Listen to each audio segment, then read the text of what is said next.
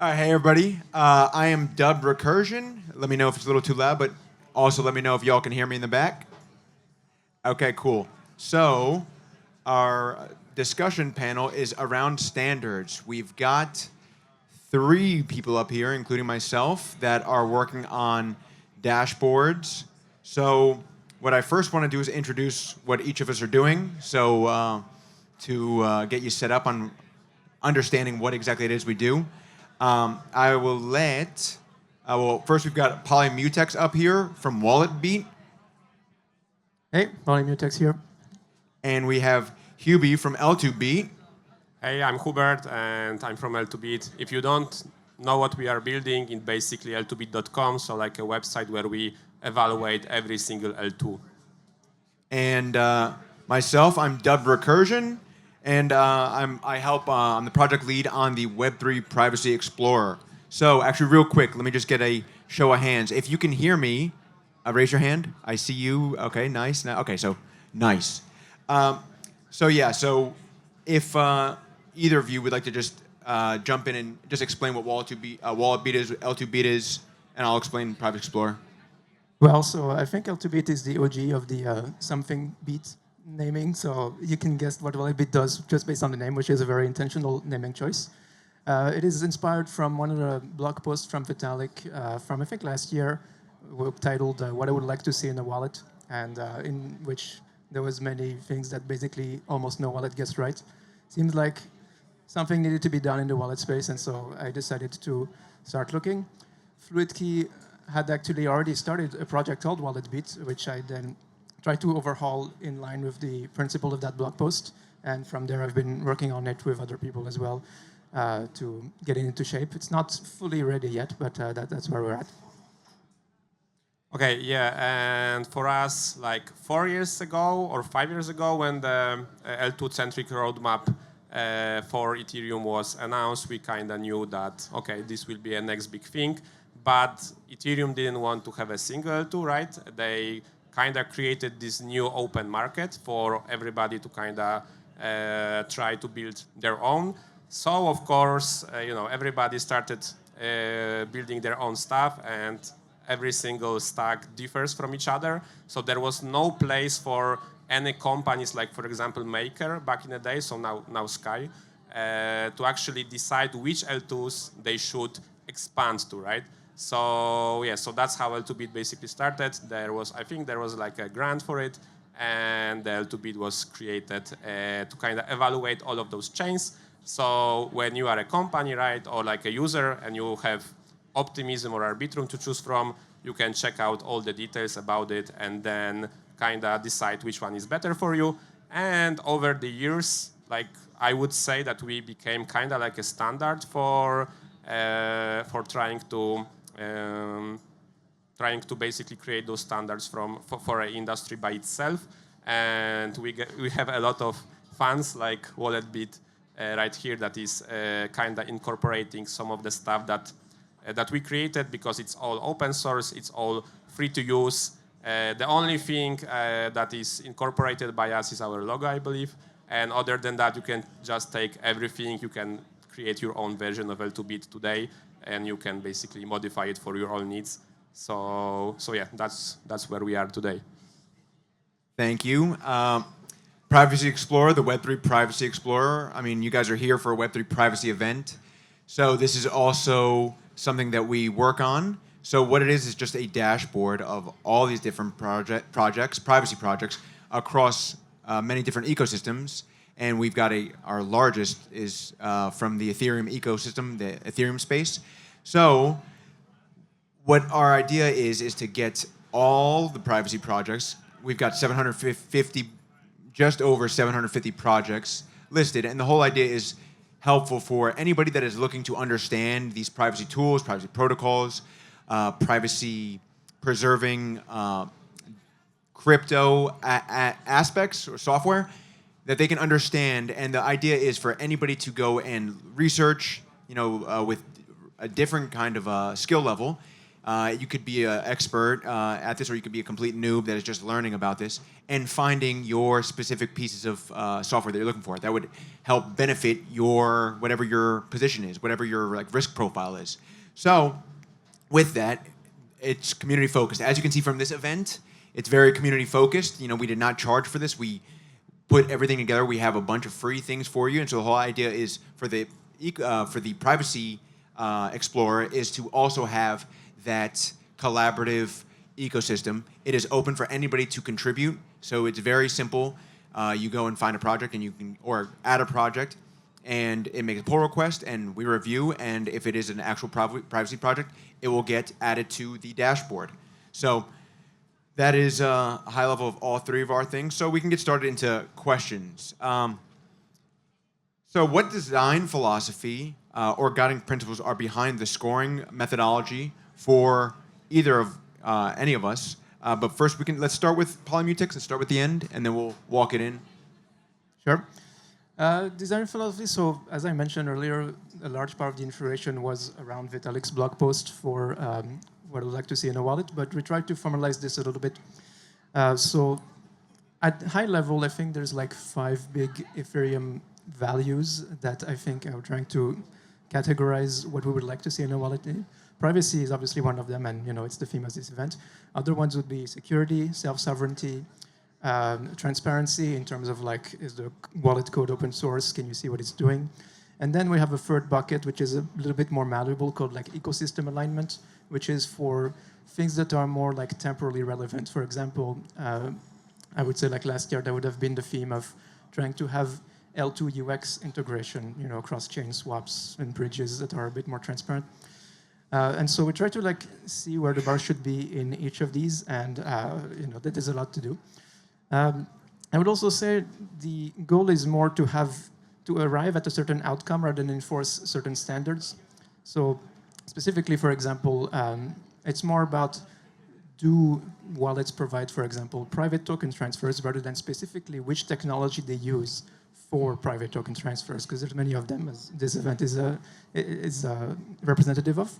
But we're not here to pick winners about which one should work. We only care that users have an easy way to do private token transfers regardless of how that is. And right now, the state of wallet is like 90% of them basically don't, and the ones that do call themselves privacy wallets, but that's not where we should be. We should have wallet privacy, not privacy wallets.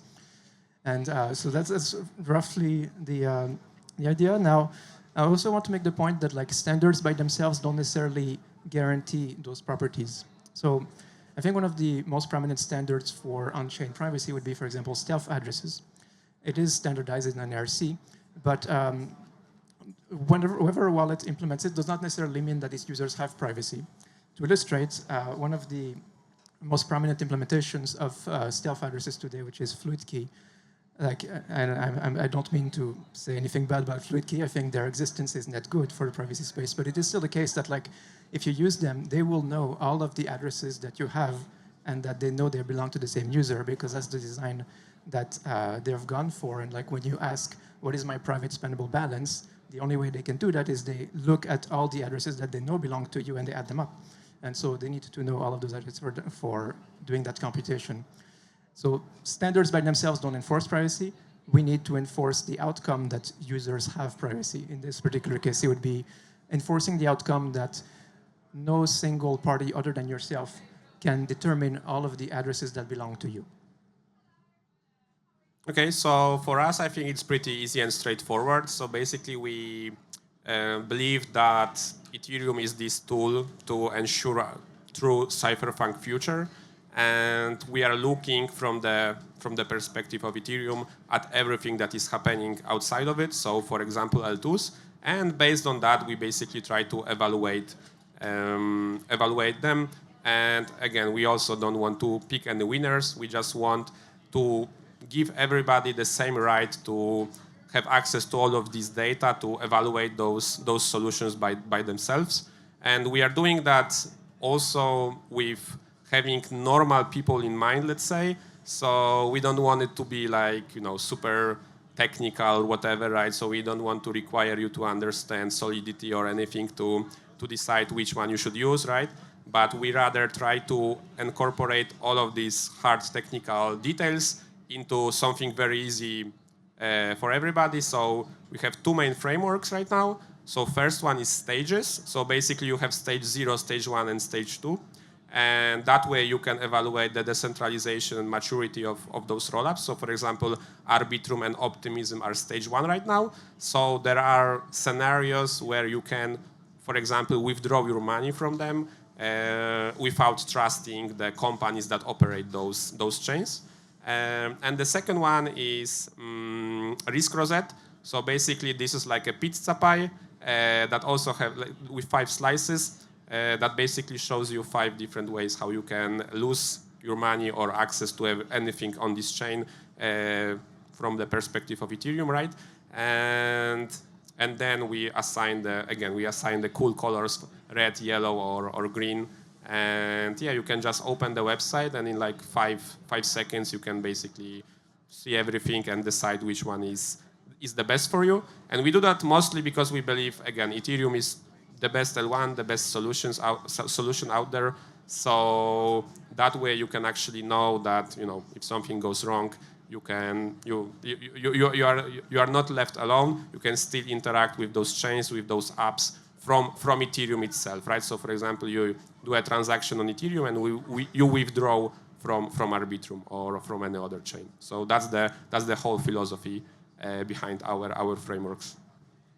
Thank you for that. So the question is, what is the design philosophy or guiding principles? So guiding principles for the Explorer is to be free for everyone forever. So we want this to be openly collaborative. And so along with that, the whole idea is, as you can see, once again, I'll reiterate, this community building that we have here, it's extremely important because the way that the projects can be added to is anybody from the community can go and submit projects. They can go and make pull requests to edits of the projects. So that is the guiding philosophy, and of course, the scoring or the standards really come into play as we're really getting into the minutia of how exactly we're going to rate these projects.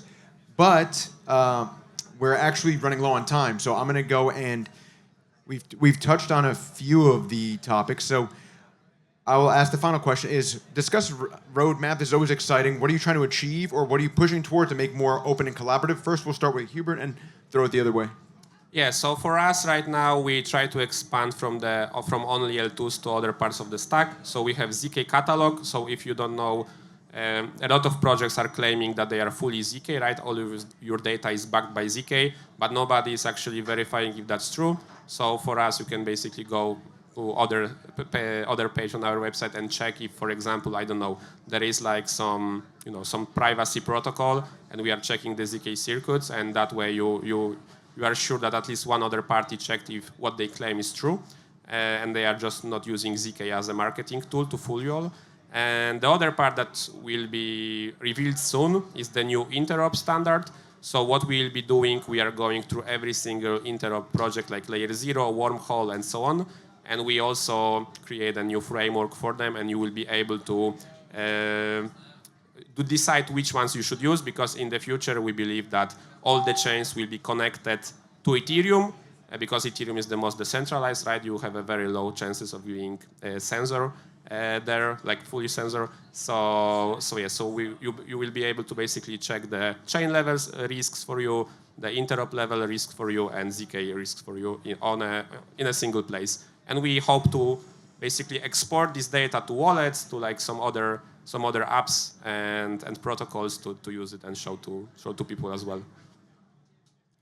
Roadmap, yeah.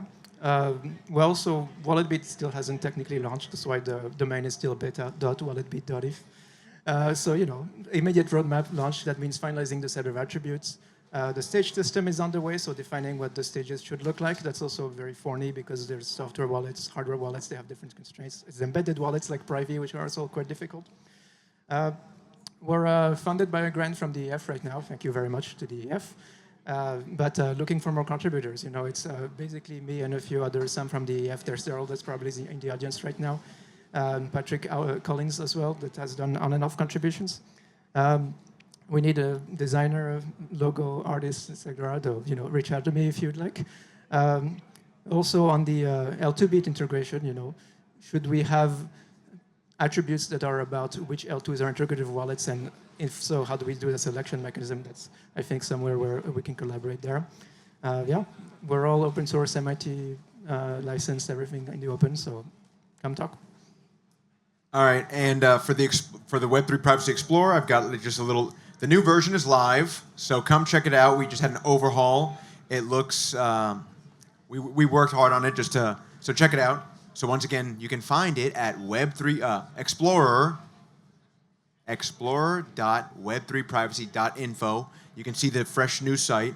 We've got an open source enhanced API with filters and pagination as our directory continues to grow. Like I said, we just broke 750 projects. Roadmap, a few things that we want to try and do. We want to make it easier for people to utilize. So the idea is, if you've been to Aztec's website, they've got a great local AI that you can ask questions about the Aztec protocol. So we love that idea. So we'd love to have a local AI assistant that you can more or less interact with, ask questions if you're looking for a specific, let's say, a private currency versus a private roll-up. You can ask these questions and you'll get recommendations. So that's on the roadmap. Community ratings and feedback, because in the end, it's helpful for us to know the projects that are on there. If people are saying, hey, look, this seems like it's a scam, or this seems like what they're saying, they're misrepresenting. Or if you say, you know what, hey, you're missing this information, it's good to have community feedback. And then also a reputation system for community members. So it's helpful to know that, once again, if this random profile comes up and is talking not nice things, and the date of the account is newly aged, and they're speaking badly about a certain protocol, it makes it easier for us to sort of realize, okay, let's take that with a grain of salt. Let's understand what they're trying to say. So it's exciting. If you guys have any questions, please come talk to any of us. Once again, I appreciate Hubert and Polymutex. And once again, thank you. Thank you very much. Thank you.